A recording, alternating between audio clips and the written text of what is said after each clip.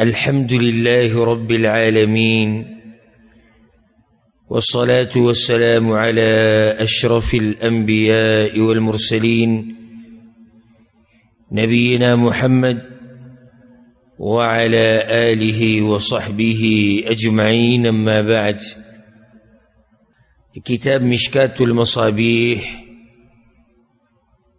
ده شرح ده مباركة سلسلة ده الله رب العزت بتوفیق سر روانه او پدی کی منگا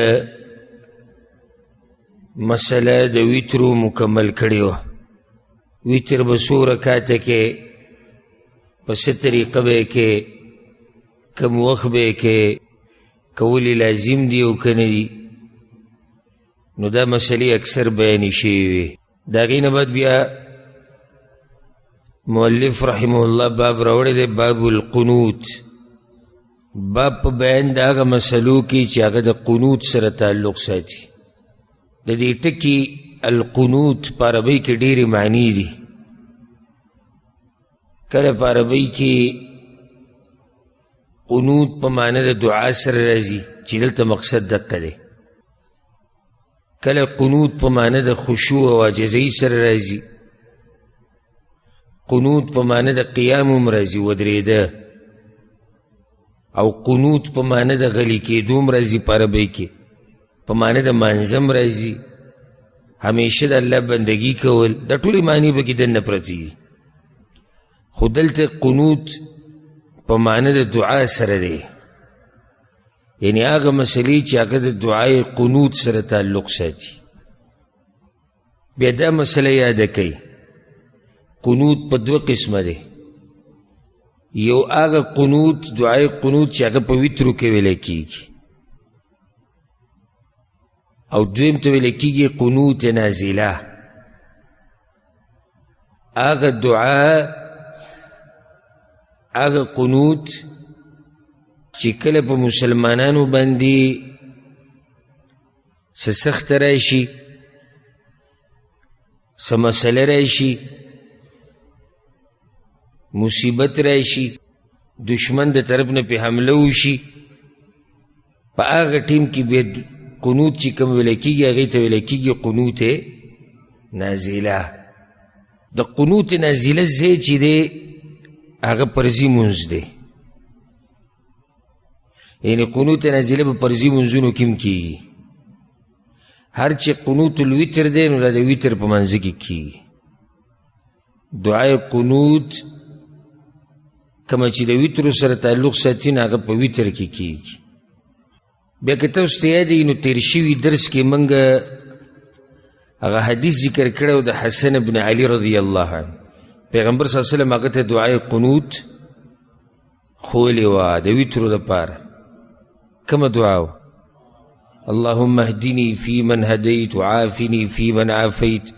د دې باره کې خبره تیر شوي درس کې شوې ده، خو چې تاسو ته بیا را یاده کړو نو یاد یې ساتئ. غور دعا پا قنوت ویتر کی اگر دق دعا دا کم جی پیغمبر صلی اللہ علیہ وسلم حسن رضی اللہ عنہ تخولی دا، او دا حدیث امام ترمیزی، امام ابو داود، امام ابن ماجہ، امام نسائی، امام دارمی طولو راوڑے. دا غور دعا دا ہر چی آگر دعا دا چی کم زمن خلقی کی اللہم انا نستعینک ونستغفرک الى آخر الدعا مشہور دعا دا. دا دعا پا اصل کی پا قنوت نازلہ کی ثابت دا، قنوت نازلہ کی. ہاں خود بعضو سلفو ندی سے نقل دے چاگوی پا قنوت ویتر کی ویلی دا. نو ذکر دا غید اللہ سمنگا وایو چی دا دی ویل پا ویترو کی جائز دی. دا دی دعا پا ویترو کی ویل سی دی جائز دی. او غورا آغا دا کما چی پیغمبر صلی اللہ علیہ وسلم حسن رضی اللہ عنہ تا خولی دا. او که انسان پا کی نوری دعاگانی اگواری نو هم دی کسی حرج نشتی، باقی بنی اثار نقل لی اضافه پکی شوی ہے. نو دا دعا مسئلہ خود غشوا. اس رازو دی مسئلہ دا پا ویترو کی دا قنوت ویل واجب دی لازم دی او کنا. جمهور العلماء داوی او چی کل اولی چی جمهور العلماء نو مانا داری چی اکثر علماء داوی چې په ویترو کې قنوت ویل مستحب دی، واجب نه دی. او دا د امام صاحب د شاګردانو قول هم دی، امام محمد او امام ابو یوسف هغو دواړه هم دا قول دی چې په ویترو کې قنوت واجب نه دی، مستحب دی. بل دا چې سنن ابي داود کې یو روایت دی چې پیغمبر صلی الله علیه وسلم به کان یقنط فی الوتر قبل الرکوع، هغه به په ویترو کې قنوت کول، دعا به وي د رکوع نه مخکې. امام ابو داود دا روایت راوړی. خو هلته بل طرف ته صحابه کرامو د پیغمبر صلی الله علیه وسلم نه د ویتر لمونځ را نقل کړی دی او دغه دعا یې پکې نه ده را نقل کړې. نو د دې هم دا ثابتېږي چې پیغمبر صلی الله علیه وسلم پې همیشوالی نه دی کړی. دا شان ګوره صحابه کرام، بعضو صحابه کرامو به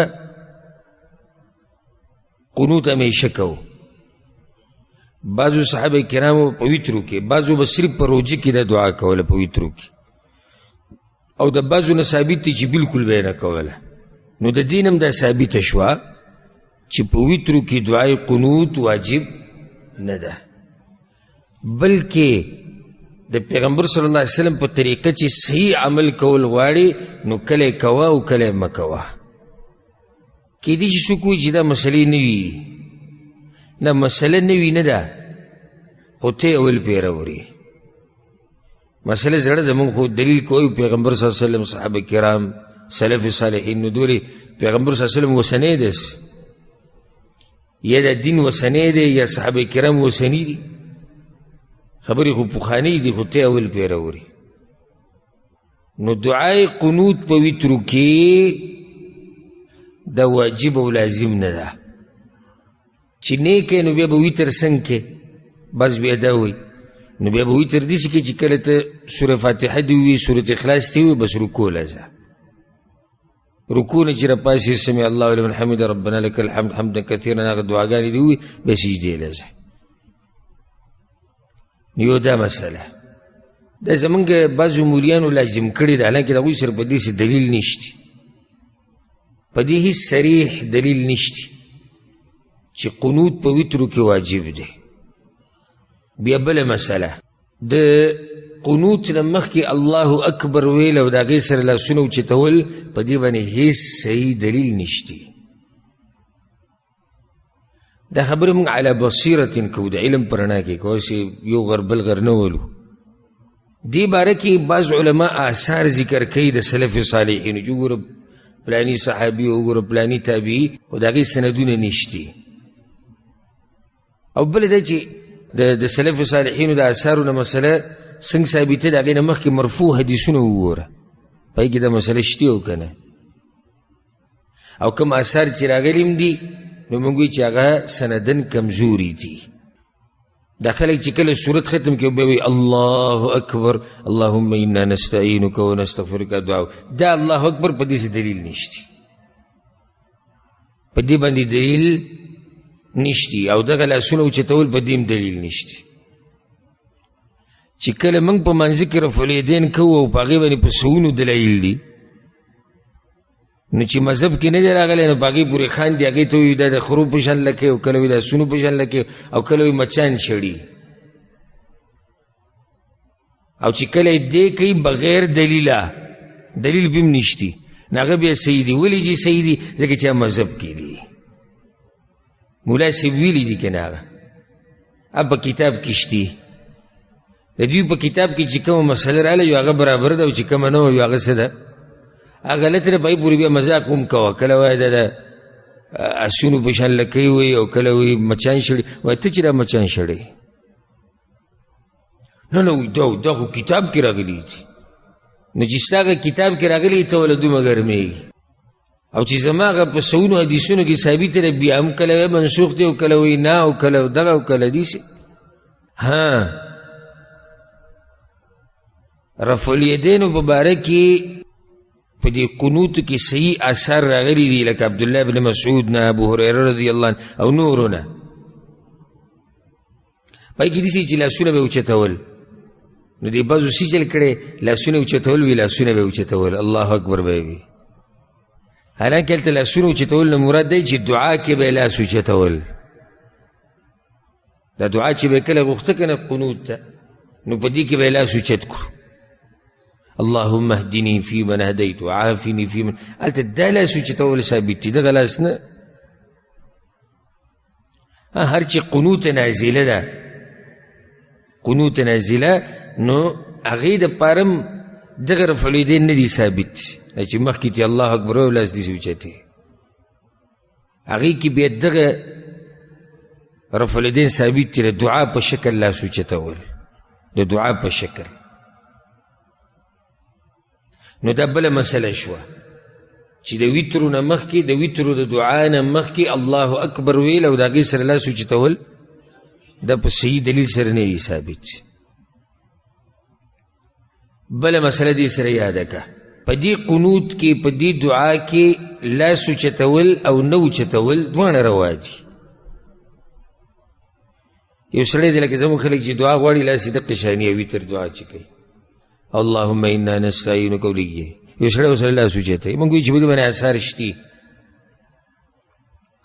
بلکې دا لاس اوچتول دا خو د دعا د قبلېدو یو سبب دی. نو لاس اوچتول ډېر غوره دي. که څوک یې اوچت نه کړي، موږ دا نه وایو چې مونځ یې ونه شو یا ګناهګار دی، نه نه، دغه نه وایو، صحیح ده، نه اوچت یې نه کړو، اوچتول پکار دي. سبحان الله، د بعضو خلکو ته به حیران شي، اوس په تعزیت کې لاسنیوه کې لاس اوچتول نشتی، هلته اوچتوي. ولې؟ ځکه چې ملا صاحب اوچتوي، کتاب کې راغلي دي. اوس دلته دعا سره لاس اوچت که، دلته یې نه اوچتوي. ښه، هلته چې کله موږ په تعزیت کې لاس نه اوچتوو، موږ وایو پیغمبر نه دي کړي، او یقیني خبره ده، یقیني داسې څوک د سره ثابتولی نه شي چې پیغمبر دې تعزیت کړی، لاسنیوی کړی، به یې کې لاس اوچت کړي. دعا ته نقل ده. نو چې کله دعا کې هلته لاس اوچت نه کړي، روي عجیبه مخلوق ته وایي. ولې لکه نو وایي چې دعا سره لاس مو اوچت، دعا کوي لاس اوچتول څه دي؟ خو لاس اوچت کړي چې الله ته عاجزي ده، نو بیا وایي دلته الله ته عاجزي نه ده. خو دا مسله ټوله د څه ده؟ دا دی چې مذهب او کتاب او مولا، اصل مسله ټوله دقه ده. کیسه ټوله دی ورانه کړې، مذهب او کتاب او مولا او د مشرانو لار رانیوه. لار د چا رانیوه؟ د مشرانو، پلار نیکه. او بل دا چې خلک به څه وایي، غټ ټکی څه دی؟ خلک به څه وایي چې ته ورته ووایې اول نه ګوره چې ګوره د تعزیت لذي لاس نیول، خو دې کې لاس اوچتول نه وي ثابت، نو خلک به څه وایي؟ یعنې مطلب دا سوچ نشتی چې الله څه وایي، پیغمبر څه وایي، دغه لرې کول سیټ ته. خو دا خبره را مخکې کړي چې خلک به څه وایي، خلک به څه وایي. ما تاسو ته خبره کړې که زه پیر کلي کې یو ځای ته تلمه تعزیت له، نو څه کسان را سره تلو، عام کسانو، نو هغوی دا ووایي ما ته په لاره چې ته خو لاس نه اوچتوې، مخکینۍ خبره، خو دلته به اوچت کړې. نو ما څنګه وایي چې هغوی ته پته ولګي چې دی راغلی، نو ما لکه دې دپاره لاس اوچتوي، دا دې مو نه وي چې پیغمبر کړي دي یا صحابي کړي دي، دغه غم ورسره هم نشته. ځکه چې کله ته دا ووایې لاس به اوچت کړو، نو هغه سړی به تا ته وګوري چې ویې کتو، نو پته ورته ولګېده چې دی په لاس نیوه کې ناست دی. دا مسله د بنیادي. بیا چې کله موږ ورغلو هلته تعزیت له، یو خوا یو وی لاس به اوچت کړو، او بل وی لاس به اوچت کړو، او بیا به اوچت کړو، او بیا به اوچت کړو. بیا زه د هغه چا باندې چې مصیبت راغلی سره کېناستمه، کومه طریقه چې د پیغمبر صلی الله علیه وسلم کوم الفاظ ثابت دي هغه مې ورته ووایي. بیا مې ورته ویل صبر کوه، د دنیا حال دی، الله تعالی صبر درکړي، الله دې ستا مړی وبخي. دعاګانې مې ورته وکړې، ډېر ښه خوشحاله شو، تسلي مې وله ورکړه. تعزیت اصل کې څه ته وایي؟ تسلی ته وایي. خو ته زما خواله راغلی، اوس زما څوک خپل مړ شو او ته راشي، لاس مې اوچت، بل لاس مې اوچت، بل لاس مې اوچت، یو ما ته تسلی را نه کړه، یو ما ته تسلی را نه کړه. یو راغی ما ته ووایي وروره خفه کېږم، هر څه د الله دي، د الله امانت دي، صبر کوه، الله به اجر درکړي، الله دې ستاسو مړی وبخي، الله دې پرې رحم وکړي، الله دې ورسره ستا ملاقات په جنت کې وکړي. د صبر نه کار واخله، د حوصلې نه کار واخله. دې سړي دا خبرې ډېرې خوږې په ما ولګي. هغه نور خو هسې عادتي لاس به اوچت کړو، لاس به کته کړو، لاس به اوچت کړو، لاس به کته کړو. نو هغه زمونږ والد صاحب الله یې هغه په قبر باندې رحمتونو باران راووری، هغه د یو کس قصه کوله وي، هغه چې ته عربو کره لاسنیوي له تلف. نو هلته به زموږ د خلکو عربي هم نه ورځي، هغه ما ته پته عربي وایي نه. نو هلته ویلي وي ید پوک، وي دا ټکی به غلط ویلی، بیا به ته لاس به اوچت کړي. هغه عرب ورته کوي چې دا دې څه پوک تحت کوي. عرب خو دا دی که عرب خو کیني دعا وغواړي تسلي سړي له ورکړي بیا ځي. څنګه طریقه چې سنت کې ثابته ده که نه، هده چې ته هغه ځي کې بیا ویلي وي ید پوک، نو بیا اوس را بل انډیوال تللی نو هغه ورته غرق شوي، دوی لاسونه نه اوچتوي، لاسونه کته. نو خبره مې دې پورې راواغسته چې ټول کار د سره د رواج دی او د پلار نیکه لار ده، چې پلار نیکه څه چل کوو بس موږ به هغه کوو. نو بیا چې کله موږ د هغه تعزیت نه راووتو، کسان ما سره ووتو، ما ورته ویل ګوره ما سنت طریقه باندې عمل هم وکړو او دغه الحمدلله زما مقصد و، او دې سړي نه به زه چې ته یېرېږم هم نه، دا ټول به تېر شي، دا څومره چې راغلي لاس به کته کړو، لاس به بره کړو، لاس ډېر شي دی، کمې به یادوي، خو زما دا خبرې به ورته یاد دي چې یاره پلانی راغلی و هغه ما ته داسې ویلي. نو ما خبره څه پورې کوله چې قنوتو کې لاس اوچتول نه اوچتول دواړه روا دي. او که سړی اوچت کړي، موږ چې دې باره کې آثار شتي د صحابه کرامو نه او سلف صالحینو نه، او بله دا چې دعا کې لاس اوچتول عجزي ده او دې سره دعا الله ښه قبلوي. نو دا بله مسله شوه. بیا راځو دې مسلې له چې دا به د رکوع نه مخکې کوې که د رکوع نه بعد. نو بعضو علماو دا ویلي دي، وی د رکوع نه به یې مخکې کوې، بعض وی د رکوع نه بعد، چا ویلي دي مخکې او وروسته دواړه جایز دي. دلایل پکې شتي، اکثر عامو دلایلونه مې استدلال کوي. زما خپل ځاني زړه په دې مطمئن دی، والعلم عند الله، چې دواړه جایز دي. خو اکثر طریقه چې کوم حدیثونو کې نقل هغه د رکوع نه مخکې او د رکوع نه بعد کله نه کله کوه، دواړه ثابت دي. اصل خو دا دی چې دواړه صحیح دي.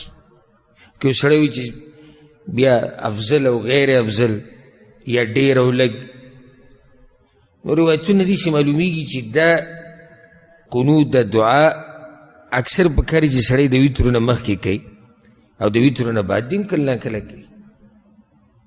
ورسېدی په دې مسله کې چې دا الله اکبر پکې نه وي، نو بیا طریقه څه شوه؟ بیا بعض کسان دا سوال کوي د رکوع نه مخکې، نو بیا طریقه دا شوه سوره فاتحه دې وي، بیا دې سوره اخلاص وي، او دغه الله اکبر به پکې نه کې، لاسونه چې اوچته به ډایرک به شروع کړي اللهم انا نستعین دعا. د رکوع نه بعد به څنګه کې چې رکوع نه دې سر راوچت کړو، سمع الله لمن حمده ربنا لك الحمد، دا کمې دعاګانې چې دي مسنون اذکار هغه به ووایې، د هغې نه بعد دعا شروع کړه، او دعا نه بعد ډایرک به چېرته ځه؟ بیا سجدې له ځه. ورسېدي تاسو به دې مسلې وکړه نه، دا اهمې مسلې دي چې د دې ضرورت زیات را پېښېږي. باب القنوت الفصل الاول کې حدیث راوړی دی عن ابي هريره رضي الله عنه. ابو هريره رضي الله عنه وی ان رسول الله صلى الله عليه وسلم كان اذا اراد ان يدعو على احد او يدعو لاحد قنت بعد الركوع. پیغمبر صلی الله علیه وسلم چې وکله اراده غوښتله چا دپاره دعا وکړي یا په چا باندې دعا وکړي، یعنې چا دپاره خیري وکړي. اوس دا کوم قنوت دی؟ دا قنوت نازله دی. قنت بعد الرکوع، د رکوع نه بعد به یې قنوت وکړو. خو دا قنوت هم د رکوع نه مخکې رکوع نه بعد دواړه جایز دي.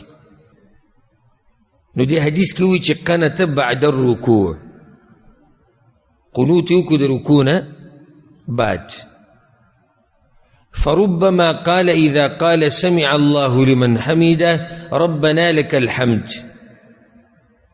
چې کله به سمع الله لمن حمده وي ربنا لك الحمد به وي، بیا به دعا شروع کړه اللهم انجي الوليد بن الوليد وسلمة بن هشام وعياش بن ابي ربيعه، یا الله بچ کی ولید بن ولید او بچ کی سلمة بن هشام او بچ کی عیاش بن ابي ربيعه. دا درې صحابه کرام لکه دا یو موقع سره دي شي ویلو چې کله دا درې ونه مسلمانان شي او په مکه کې د مشرکانو سره قیدیانو، نو پیغمبر صلی الله علیه وسلم په قنوت نازله کې دوی لپاره دعا غوښته اللهم اشدد وطأتك على مضر، یا الله خپل عذاب سخ کې په مضر قبیله باندې خیرې به کول ګورو کافرانو ته، واجعلها سنین کسنی یوسف، او یا الله داسې قحط پرې راوله لکه د یوسف علیه السلام په وخت کې چې دې راوستی یجهر بذلك، او دا دعا به جهرن غوښته. نو دینه ګوره بله مسله ثابته شوه چې دا قنوت جهرن ویل جایز دی. جهرن څه معنی؟ په زوره ویل، لکه یو امام دی قنوت نازله کوي رکوع باندې لوسد کړو او دعا کوي چې یا الله کافران تباه کې هلاک کې، او په زور یې کوي جایز دی. وكان يقول في بعض صلاته، په بعضو منځونو کې به یې داسې وي. دلته بله مسله یاده کوي، قنوت نازله هر منځ کې جایز ده. بعض علما وایي صرف سحر منځ، بعض وایي صرف جهري منځونه. نه صحیح خبره ده او دلیل به پرې راشي چې قنوت نازله هر فرضي منځ کې کولی شي، که جهری دے که سری دے که سحر دے که ماقام دے کار یو دی. وکان یقول فی بعض صلاته، او پیغمبر صلی اللہ علیہ وسلم بعض منزونو کی دیسی خیری کولی اللهم لعن فلانا و فلانا، یا اللہ ستا لعنت تی پا پلانی باندی او پا پلانی باندی. لأحیاء من العرب، دا عرب بعض خاندانون بیادول. حتى انزل الله، نو الله دا آیت نازل کو لیس لك من الامر شيء او يتوب عليهم او يعذبهم.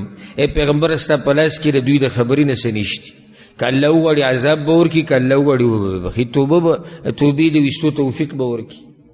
متفق علیہ دا حدیث پر صحیح بخاری صحیح مسلم کی دا دی سا معنی دا. نو معنی دا بعض علماء دا ویلی چې الله بالکل منع کو خپل پیغمبر چې ته به قنوت نازله نه کړې، نه دا خبره صحیح نه ده. معنی دا ده الله د دې نه منع کو چې نوم ما اخله. ولې نوم ما اخله؟ پیغمبر صلی الله علیه وسلم چې کوم خلکو ته خیری کولی په دوی کې بعضو ایمان راوړی، دوی د مستقبل نه خو پیغمبر نه دی خبر کنه، خبر دی نه دی خبر. نو کیدی شي د پیغمبر چې و چاته خیری کوي سبا لسی مسلمانی، نو اے پیغمبره دیسی خبره مکو چې ته یو کس نوم اخلی، نوم ما اخله. اوس عام خبرو که جدا مسئله، خو نوم اغسته نه دین منع کو. او دیسی شی چې پیغمبر صلی اللہ علیہ وسلم ډیر دیسی کسان چې هغه په خیرو کې یاد کړي او هغوی له الله د توبې توفیق ورکړو. دینه بله مسله ثابته شوه چې د پیغمبر سره علم الغیب نشتی. دا غینه بعد حدیث ته وعن عاصم الاحول رحمه الله، دا تابعی ده، ویجی سألت انس بن مالک عن القنوت في الصلاة. ما دا انس بن مالک نه تپوسو کو د پیغمبر صلی الله علیه وسلم د خادم نه په منځ کې د قنوت په باره کې، کان قبل الرکوع او بعده، چې دا قنوت به د رکوع نه مخکې و که د رکوع نه به بعدو. قال قبله، هغه چې دا قنوت د رکوع نه مخکې دی. نو بعض علماء دلته دیسی تقسیم کړی دی، وی مطلب دا هغه دی چې د ویترو دا مخکې دی او دا نور وروسته دی، او چا ویلي چې نه دا عام دی چې هر یو قنوت مخکې هم کولی شي او وروسته هم کولی شي. انما قنت رسول الله صلی الله علیه وسلم بعد الرکوع شهرا، پیغمبر صلی الله علیه وسلم د رکوع نه بعد مسلسل یوه میاشت قنوت نازله کړې ده. څومره یې کړې ده؟ یوه میاشت. دا مسله موږ د سیرت په درس کې بیان کړې وه. انه كان بعث اناسا يقال لهم القراء 70 رجلا. وی پیغمبر صلی الله علیه وسلم اویا کسان لیږلي وو قاریان. بئر معونه قصه موږ بیان کړې وه. دی د بنو عامر خاندان طرف ته لیږلي وو. نو هلته بیا د عربو بعض قبیلې دغه ځي کې لکه رعل، ذکوان، عصیه، دا قبیلې را جمع شوې او په دې اویا قاریانو باندې حمله وکړه او ټول یې څه کړو؟ شهیدان کړو. فاصیبو، ټول شهیدان شو، صرف یو پکې پاتې شوی. نو دې خبرې پیغمبر صلی الله علیه وسلم ته ډېر غم ورسو، ډېر غم چې دومره قیمتي کسان یې په یو ځای باندې ټول شهیدان کړو. نو فقنت رسول الله صلی الله علیه وسلم بعد الرکوع شهرا يدعو عليهم. پیغمبر صلی الله علیه وسلم مکمل یو میاشت قنوت کړی دی، هغوی دپاره خیرې کولې. متفق علیه د حدیث په صحیح بخاري صحیح مسلم کې دی. قاریان چې چا وجلي دي هغوی ته خیرې کولې. نو دې کې بله مسله هم ثابته شوه. بعضو علما دا ویلي دي وایي دا قنوت نازله به هر سحر مونځ کې کې په مخه به یې کې. نه، دې ځینې ثابته شوه چې په مخه نه ده، ځکه چې یو میاشت وکړو. مطلب چې میاشت باندې بیا نه دی کړی. الفصل الثاني کې حدیث دی عن ابن عباس رضی الله عنهما. عبدالله ابن عباس رضی الله عنهما روایت دی وایي چې قنت رسول الله صلی الله علیه وسلم شهرا متتابعا. پیغمبر صلی الله علیه وسلم قنوت نازله کړې ده مکمل څومره؟ یو میاشت پرله پسې. في الظهر والعصر والمغرب والعشاء وصلاة الصبح. اوس دې مسلې باندې پوه شوئ که نه؟ موږ ویلو لږ ساعت مخکې چې هر فرضي مونځ کې قنوت نازله څه ده؟ جایز ده. نو دلته یې ووایي که نه؟ یوه میاشت قنوت نازله کړې وه، خیرې کولې ماسپښین منځه کې، مازدیګر، ماښام، ماسخوتن او سهار منځه کې. اذا قال سمع الله لمن حمد من الرکعة الآخرة. دا اوس بله مسله ثابته شو چې سمع الله لمن حمد به وي په آخرني رکعت کې. نو قنوت نازله ځای کوم ځای کې شو؟ آخری رکعت کې. رکوع نه بعد آخری رکعت کې. يدعو على احیاء من بني سلیم. د بنو سلیم بعض خاندانونو ته به خیرې کولې. على رعل وذکوان وعصیه. مقه درې دي هغه قاریانې چې شهیدان کړي. ويؤمن من خلفه، او شاته چې ورپسې څوک وو هغوی به پې امین وي. دا حدیث امام ابو داود راوړی. ښه نو دې نه بله مسله ثابته شوه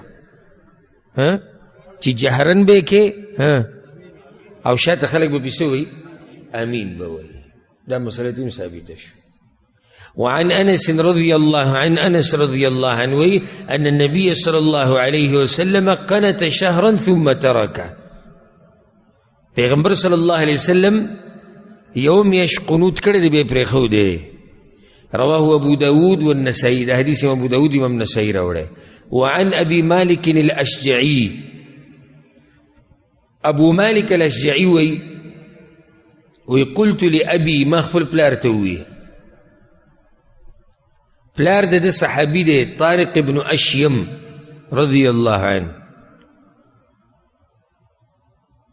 وی ما خپل پلار ته وی طارق ابن اشیم ته انك قد صليت خلف رسول الله صلى الله عليه وسلم. پلاره تا خو پیغمبر پسې شاته مونځ کړی دی که نه؟ هغه وی وابي بكر وعمر وعثمان وعلي ها هنا بالكوفه نحو من 5 سنين. تا په ابو بکر پسې شاته مونځونه کړي دي، تا په عمر پسې کړي دي، تا په عثمان پسې کړي دي، تا په علي رضی الله عنه پسې په کوفه کې 15 کاله شاته مونځ کړی. وی هغه وی چې اکانو یقنوتون، هغوی به همیشه قنوت کو، یعنی همیشه به په هر منځ کې هغوی خیرې کولې، قنوت نازله به یې کوله. قال ای بنی محدث، ای زویه دا خو بدعت دی، اوس دې خلکو راویستی. رواه الترمذي والنسائي وابن ماجه. دا حدیث امام ترمذي، امام نسائي، امام ابن ماجه راوړی. نو دې نه دا مسله ثابته شو. بعض وایي که نه، بعض علماو دا قول دی چې قنوت به همیشه کې بعضوی هر سحر منځ کې به کې، نو دې حدیث په رڼا کې په هغې باندې څه وشو؟ رد شو او ته بدعت وي. همیشوالی پې کول بدعت دی. قنوت نازله خو به هله که چې ضرورت یې راشي، چې ضرورت یې نه وي نو بیا څه قنوت نازله کړي. ورسېدی په دې مسله باندې ضرورت را پیښ شو، صحیح ده قنوت نازله وکړه، دعا غواړې خیرې کې ویې که چې ضرورت یې که نه، چې بغیر ضرورته په دې باندې همیشوالی کول دا نه دي ثابت. الفصل الثالث کې حدیث دی عن الحسن أن عمر بن الخطاب جمع الناس على أبي بن كعب. وعمر بن الخطاب خلق را جمع کړو د أبي بن كعب رضي الله عنه په امامتۍ کې. فكان يصلي بهم 20 ليلة. په تراوو کې دا خلق را جمع کړو. تراوو دا مسله دی په سیره روانه ده، نو دلته تفصیل نه کوو. خو عمر بن الخطاب دا خلق را جمع کړو او امام ولا څوک کو؟ ابی بن کعب رضی الله عنه. نو هغه په شل شپې امامتي کوله. ولا يقنط بهم الا في النصف الباقي. او په وترو کې به قنوت د رمضان په دی اولنی 15 کې نه وي، په دی ورستنو کې به وي. نو دین یو بل مسله ثابته شو چې قنوت باندې همیشوالی نشته. دا مسله ما درس په اوله کې بیان کړ او لازم هم نه ده. فاذا كانت العشر الاواخر، بیا چې به کله اخرنۍ لس شپې رالې د رمضان، تخلف فصلى في بيته، بیا به ابی بن کعب نه راتو تراوله، په کور کې به ځان لمونځ کوو. فكانوا يقولون ابق ابي، نو خلکو به ابي وتختیدو. رواه ابو داود، دا حدیث امام ابو داود راوړی. سندن دا حدیث منقطع ده، سندن دا صحیح نه ده. ها اصل د دې مسلې ثابت دی چې عمر بن خطاب رضی الله عنه خلک را جمع کړي په تراوو باندې او دا مسله را روانه. دغه مسله ثابت ده، خو نور روایتونه هر چې دا روایت دی نو د دې سند منقطع دی.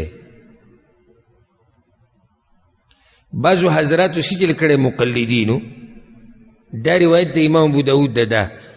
په دې کې څه دي چې عمر بن خطاب خلک را جمع کړو په ابی بن کعب باندې. فکان یصلی بهم 20 لیله، څو شپې به مونځ کو؟ شل. نو بعضو نسخو کې هغه حضراتو د لیله په ځای رکعه لیکلی. فکان یصلی بهم 20 رکعه، نو څو تراویح به یې کولې؟ شل رکعته تراویح به یې کولې. بس داسې جوور ورننوځي په تقلید کې که نه. دا تقلید خو الله که دله ومنو چې سړی پکې د راولګي د پیغمبر په حدیثونو کې او د صحابه کرامو په اثارو کې تحریفات شروع کړي. اصل دا مسله دې دپاره راوړه چې قنوت واجب نه دي، قنوت وتر واجب نه دي. وسئل انس بن مالک عن القنوت، د انس بن مالک نه د قنوت په باره کې تپوس وشو. نو هغه وایي چې قنت رسول الله صلی الله علیه وسلم بعد الرکوع وفي روايه قبل الرکوع وبعده. پیغمبر صلی الله علیه وسلم د رکوع نه بعد هم قنوت کړي دي او د رکوع نه مخکې هم کړي دي. امام ابن ماجه دا روایت راوړی. خو اکثر حدیثونه چې وګورئ نو قنوت نازله کله کړې ده؟ د رکوع نه بعد. او قنوت وتر د رکوع نه مخکې او وروسته کول هم جایز دي. والعلم عند الله. دې سره مسله ختمه شوه د قنوت. د هغې نه بعد باب راوړی دی باب قیام شهر رمضان، د رمضان د میاشتې قیام، یعنی تراوو مسله راوړي. امام نووي په دې باندې اجماع را نقل کړې ده چې کله ویلی شي القیام فی رمضان، د شپې مونځ په رمضان کې، نو د دې نه مراد تراویح. څه دې مرادي؟ تراویح. التراویح په عربي کې ورته وایي، دا جمع د ترویحه ده، یعنی د آرام کولو معنی پکې پرته ده. ولې؟ ځکه چې هغوی به داسې چل کوو چې کله به 2 رکعته وکړو یا 4، نو بیا به د هغې نه بعد لږه دمه کوله، بیا به نور مونځ کوو، بیا به دمه کوله، راحت به پکې اخیستو. نو ځکه دې د تراویح ویلی کېږي. دا بنیادي مسله یاده کوي، تراویح، تهجد او د قیام مونځ دا په یو معنی سره راځي. تراوی تهجد قیام په روژه کې ټول یو شی دی خو د شپې مونځ دی که نه په روژه کې په روژه کې د څه مونځ دی د شپې مونځ دی د دې نه مخکې چې د حدیثونه ووایو یو څو مسلې اولنۍ مسله تراوی په کور کې کول غوره دي او که په جومات کې کول غوره دي بعض علماو دا ویلي وي تراوی په کور کې کول غوره دي ځکه چې حدیث کې دا راځي چې نفلي مونځ کوم ځای کې غوره دی په کور کې خو صحیح خبره دا ده چې تراوی په جومات کې کول غوره دي یو خو دا چې دا د اسلام په نښو کې ده په شاعرو کې ده نو چې راښکاره شي دا عبادت دویم دا چې پیغمبر صلی الله علیه وسلم هم د هغه نه ثابت دی چې د تراویح هغه یو څو ورځې جومات کې کړي دي خو بیا دې دلاسې پرېښودو چې واجب نشي او درېیمه دا چې عمر بن الخطاب رضی الله عنه خلک راجمع کړو په کوم ځای کې په کور کې په جومات کې عمر بن الخطاب رضی الله عنه خلک راجمع کړو تمیم الداری ابی بن کعب رضی الله عنهما دوی ولا امامان کړو په کوم ځای کې په جومات کې نو دې نه ثابته شوه چې تراویح کول کوم ځای کې غوره دي جومات کې کول غوره دي او کور کې کول جایز دي بیا دا غټه مسله ده چې دا څو رکعات دي غټه مسله د رمضان مبارک میاشت به راشي سړی وي چې د شپې الله ته څوک وجاړي مونځ وکړي په الله باندې ځان وبخي نه هلته به دا مسله سټارټه شي چې دا څو رکعاته ده وي تراویح جي 11 رکعاته دي او که نه جي دا 6 رکعاته دي په دې به مناظرې روانې او دا د خلو نه به پشم ځي په دغې کې ټوله جاخه روانې شي دا مسله د پوخانې اختلافي ده څه اوس نه ده اختلافي خو دا خبره یاده کوي یو دی د پیغمبر صلی الله علیه وسلم سنت د هغه طریقه او یو دی یو جایز کار خیال هم دی که نه دی یو دی جایز او یو دی څه شی د پیغمبر طریقه نو د پیغمبر طریقه دا ده چې هغه د هغه 11 رکعاته کړي دي او جایز چې څومره کې کوه خو هغې له به بیا نوم د سنتو نه ورکوي لکه ګوره مشهور حدیث دی په بخاري مسلم کې دی ابو سلمة بن عبد الرحمن وی چې سألت عائشة رضی الله عنها ما تپوسکو د عائشة رضی الله عنها كيف كانت صلاة النبي صلى الله عليه وسلم في رمضان دا سی حدیث دی ګوره خو چې څوک تعصب پټۍ په سترګو باندې ولګوي که نه دته که ته زر دلایل وموښې خو نه یې مني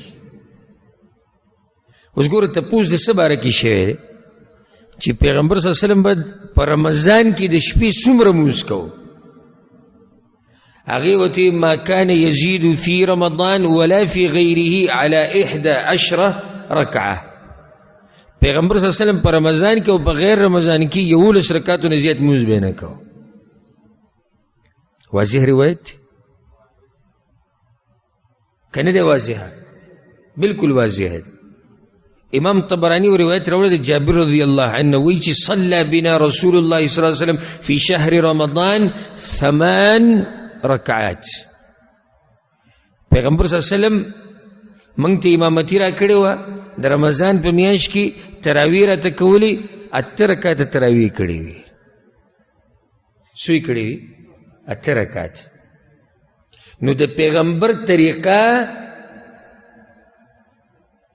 هغه څو رکعاته دي 8 د ویترو سره 11 او جایز چې څومره کې خو هغه جایز له به نوم د سنتو نه ورکې د پیغمبر صلی الله علیه وسلم نه قطعا دا نه دي ثابت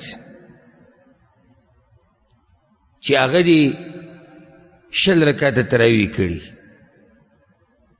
امام ابن ابي شیبه روایت راوړی اکثر دا بعض مولیانی ذکر کوي عبدالله ابن عباس وایي چې پیغمبر صلی الله علیه وسلم په رمضان کې 6 رکعاته تراویح کول کمزوري سند والا روایت دی. یزید ابن رومان وایي چې د پیغمبر د عمر ابن خطاب په زمانه کې به خلکو 30 رکعاته لمونځ کو، منقطع روایت دی.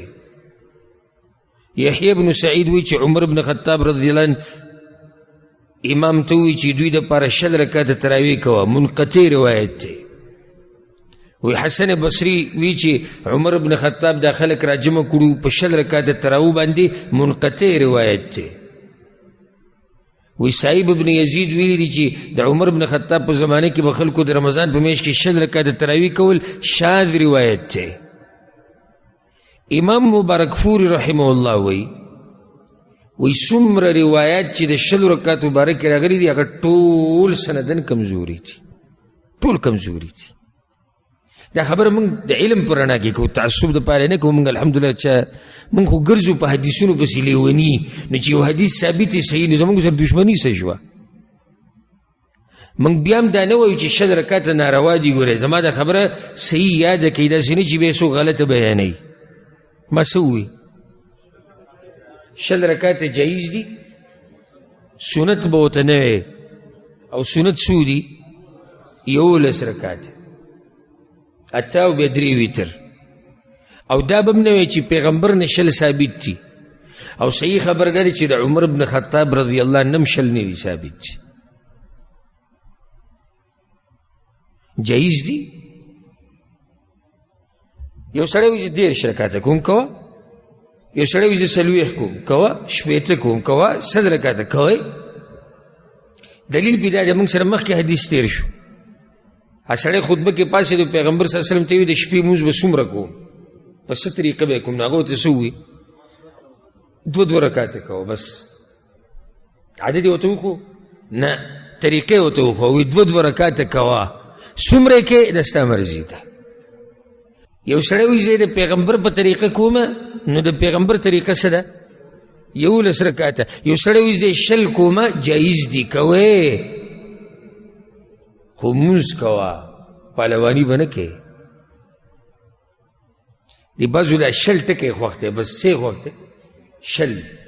موږ خو 6 کوو. ته په 7 منټه کې 6 رکعاته تراویح کوې، د تراویح دي که خړاوي دي؟ ته راشه وګوره چې موږ الحمدلله 8 رکعاته کوو، خو څومره وخت کې چې موږ 8 رکعاته تراویح کوو په هغې کې د دوی 8 رکعاته لمونځ کېږي. ډزه ډزه ډزه ډزه ډزه ډزه ډزه ډزه، او بیا بهر خلک راوځي. د دې سره د چا کار نشتی چې تلاوت دې واورېدو او که نه په تلاوت پوه شو که نه، ویې جړل پکې او که نه، خشوع وکړه نو بهر چې راوځي یاره دا مولوي صاحب نن رو نه و، بل وایي تیز نه و، او دغه قیسې.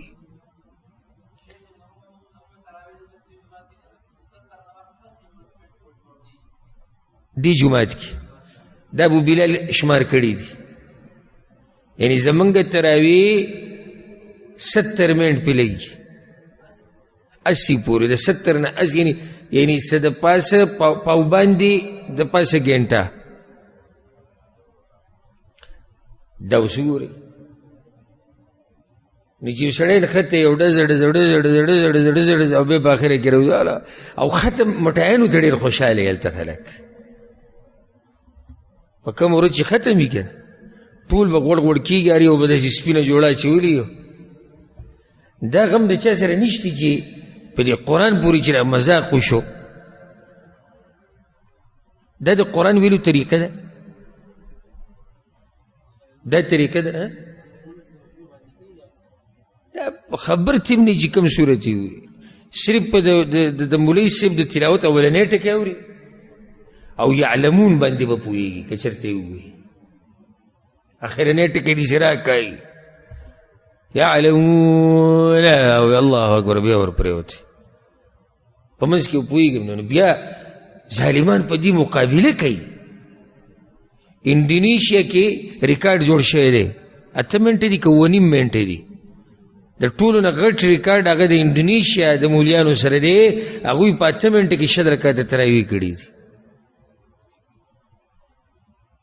هغه د امام شافعي په مذهب دي. بعض وایي تاسو هغه پورنختی کوم چې د امام ابو حنیفه په مذهب دي. نه موږ هر هغه سړي پورنختی یو چې کار یې غلط دی. موږ پکې دې ته نه ګورو چې څوک دی او کوم مذهب والی، موږ دې ته ګورو چې کار یې غلط دی که صحیح دی. نو هغه یاران شافعي مذهب والی دي، ما هغه ویډیو لیدلی دی که نه، خو صرف کته کېږي اوبره کېږي، کته کېږي اوبره ته سوچ 8 منټه کې. یعنی زما دې جومات کې موږ چې فرضي مونځ کوو، ما حساب لګولی دی چې کومه ورځ زه داسې لږ مختصر مونځ وکړم د ماسخوتن، نو 12 منټه پې لګي. 12 منټه او څو رکعتې؟ څلور. په څلورو کې 2 سري او دا ځوانان 20 رکعته 8 منټو کې. دا مذاق نه الله په کتاب پورې مذاق دی که نه دی؟ مذاق دی. ځکه شیخ زبیر علیزی رحمه الله یو پیر یو قصه بیانوله، وی کراچۍ کې یوې زنانه جومات جوړ کړو چې الله ورته د توحید عقیده نصیب کړې وه او د پیغمبر د تابعدارۍ. زنانه مالداره وه، هغې جومات جوړ کړو. بیا ول عالم راوستو، هغه هم سلفي و. نو ډېره غټه جاښه وه، ځکه چې هغه علاقه ټوله د بریلیانو او د دې مقلدینو وه. خیر وي هغه جاښه موږ پسې طریقه باندې اواره کړه. مولوي صاحب ته موږ ووایي چې وروره ته په طریقه دعوت هم کې، په حکمت به دعوت کې. وایي دې کې رمضان راغی، غټه جاښه وي، خلک رامات شو چې مولوي صاحب رمضان خو راغی، خو 20 رکعته تراویح به کوې. څو به کوې؟ 20. او که د 20 نه دې یوم کم کړه دې جومات نه به ځي. هلته علاقه د هغوی وه. نو مولوي صاحب غریب زور کم ځي کې رسېږي. اخو هغه زنانه جومات جوړ کو، الله دې ولایت اجر ورکړي. خو مسله دا ده چې ملګري پکې نشته. نو هغه بیا علماو سره مشورې کړي دي او بزرګانو علماو پوښتنه څه وکړم، هغو ورته ویلي دي 20 رکعته کوه، خو داسې کوه لکه څنګه چې موږ هغه 8 کوو. کوه شه قرآن به پکې هم ښه په ارام ختم کړي. هسې هم روژه ده یو جایز خو دي که نه، موږ مخکې مسله کې وو چې 20 څه دي؟ جایز دي. خو 20 رکعته تراویح خړاوي نه، تراویح جایز دي. چې په اوله ورځ ورمخکې شو منځت، نو موږ اوس وایي که نه چې 8 رکعته زموږ په 8 رکعتو کې 70-80 منټ لګي. او چې بیا دا 20 رکعته شي، قصه ډېره اوږده شو، 2 غنټو نه به وړي چې مونځ یې ختم کوی دی. جومات په دې اخري سب په دې اخري سر کې دی، اولني سب کې یو کس ناست وي، سر یې راوچت کوي چې مولوي صاحب دا بعض وایي چې پیغمبر 8 رکعته کړي دي، چې دا صحیح دي که نه دي صحیح. هغه ورته یو د پیغمبر طریقه خو ده کوو، خو تاسو وایي 20 رکعته، نو 20 جایز دي موږ یې کوو، خو د پیغمبر طریقه 8 وایي. بس ټول جوماتو ته غرق شي چې 8 د هغه طریقه وه، خو ته یې هم کوه که نه چې د هغه طریقه 8 وه د پیغمبر، نو خو ته هم 8 رکعته کوه، تا خو زموږ خپې ماتې کړې.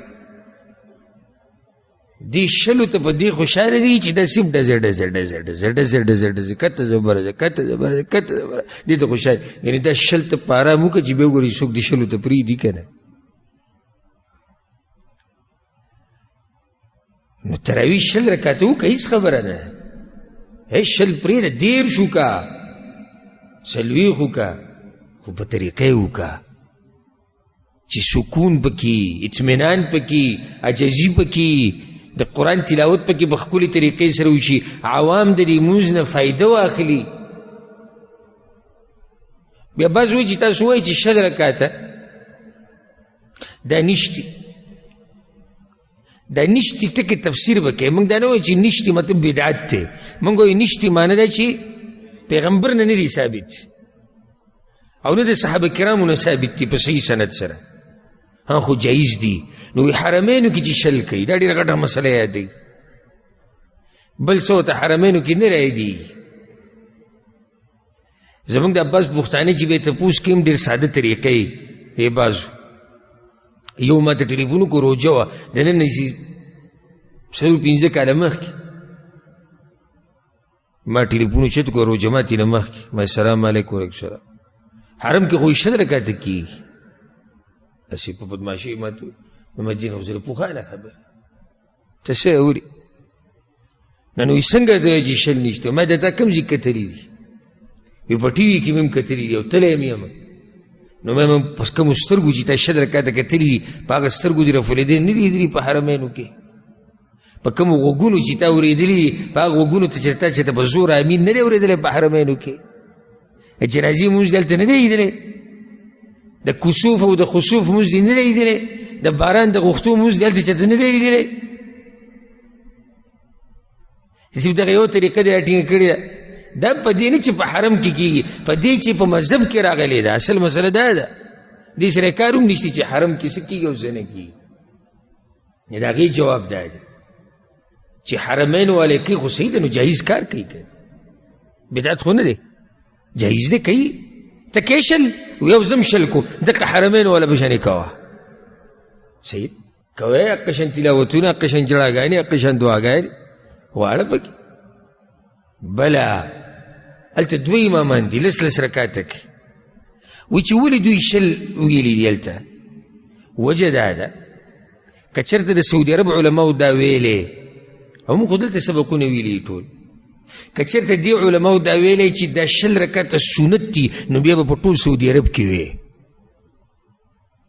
تاسو خیال لرئ خبرې ته که نه خو هغوی دا وایي سعودي عرب ټول علما دا وایي چې سنت 11 رکاته دي نو بیا ولې په حرمینو کې شل وجه دا ده چې خلک د لرو لرو نه راځي د مانځه شوق دی د روجې میاشته یو کوي د ډېر مونځ دي کوي هېڅ خبره ده زموږ خو دغه سره اختلاف نشته که زموږ خو جنګ تا سره په دې کې دی چې شلو ته به د پیغمبر طریقه نه وی ځان له شل کې کوه او بیا د حرمینو په شانې کوه که نه او هغوی هم په شلو باندې اکتفا نه کوي ګورئ اخیري لسو کې هغوی څه کوي شل رکاته د ماسخوتن مانځه نه بعد او بیا 8 رکاته تهجد او بیا 3 ویتر نو څو شو ټول 11 رکاته نو چېرته خو 11 رکاته دې پکې ونه کړو چې داسې په حرمینو مینې نو چې دې ورځ پکې 11 رکاته مونځ هم وکړه که نه نو 11 رکاته خو پکې نه کوي حاصل د مسلې دا شو موږ صرف هغه باب هغه عنوان وي حدیثونه ټول پاتې شو حدیثونه به انشاءالله پر روان درس کې ووایو خلاصه د مسلې څه شوه تراویح سنت طریقه 8 رکاته یې د وترو سره 11 او جایز چې څومره کې جایز چې څومره کې شل کې 10 کې خو په صحیح طریقه به کې په آرام به کې د پیغمبر صلی الله علیه وسلم نه د صحابه کرامو نه په صحیح سند سره شل رکاته نه دي ثابت انشاءالله حدیثونه به تاسو پر روان درس کې واورئ الله دې موږ پوه کړي په قرآن او حدیث باندې هذا والله اعلم وصلى الله وسلم على نبينا محمد وعلى آله وصحبه اجمعين